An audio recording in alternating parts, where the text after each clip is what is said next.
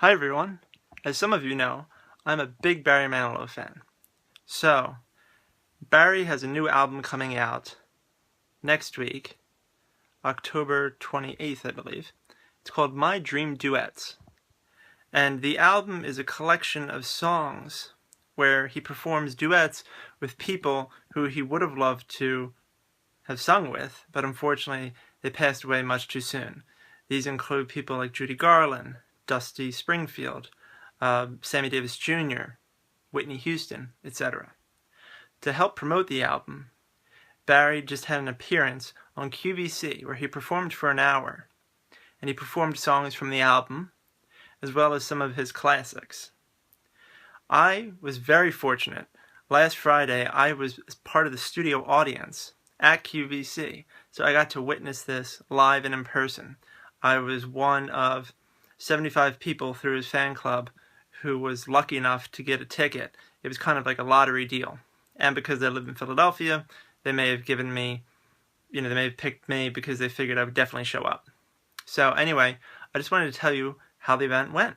So when I first got there, they have heavy-duty security. You have to walk through a scanner. You have to, take off your belt or any metal objects. Once I got in, I went upstairs and I stood in line, and there was a whole line of people. And then some woman comes by and she yells out my name. Michael Cavacini? I said, yep, that's me. And she just checked me off on her list. And then she gave me a ticket, which is this right here. Admit 1. And when I saw in here, row D, I was like, holy cow, I'm going to be fourth row from the front, seat 6. I mean, that is just awesome, especially for free. So I was talking to the people in front of me, learning how they became fans, where they were from. And then as I was talking to them, some woman came up to me and said, are you Michael? I said, yes.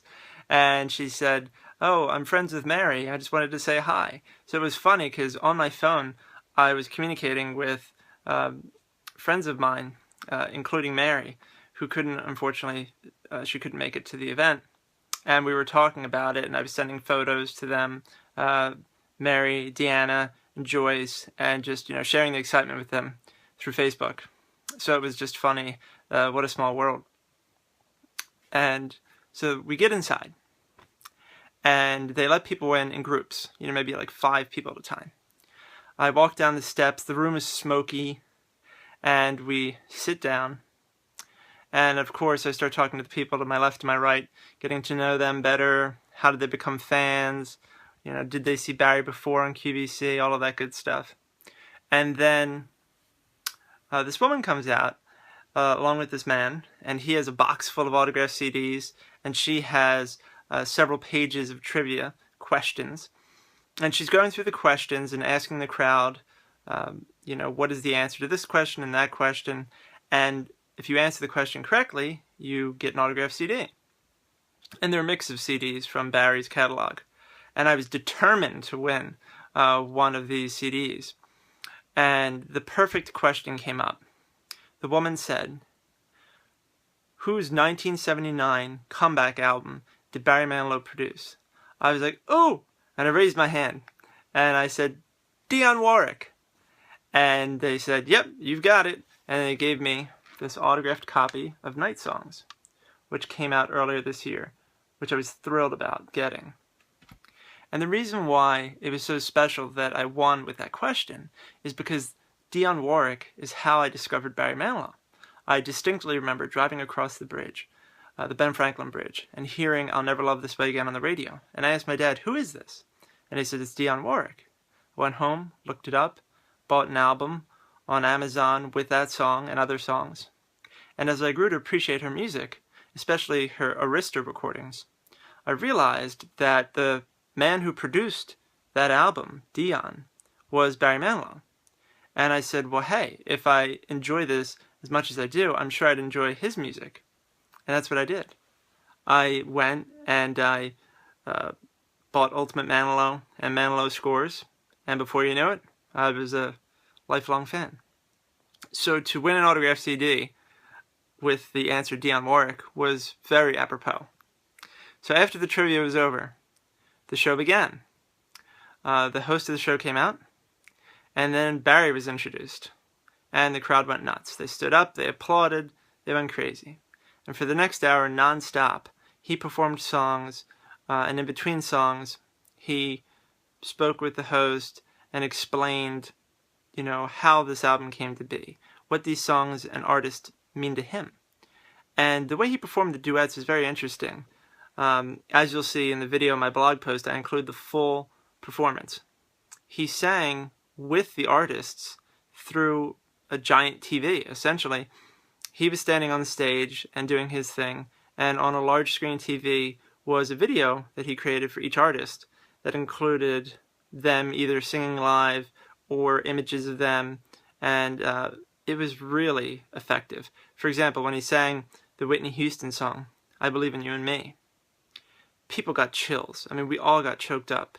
He was singing with her, essentially. It sounded gorgeous, and at the end of the song, for example, he blew her a kiss, and she blew him a kiss back, and man, everybody just felt it, and it was so effective. I mean, it really, really was magnificent. And that's the thing about his music, is he's not just a phenomenal composer, producer, writer, singer, but he knows how to convey emotion. Rod Stewart's also very good at that too.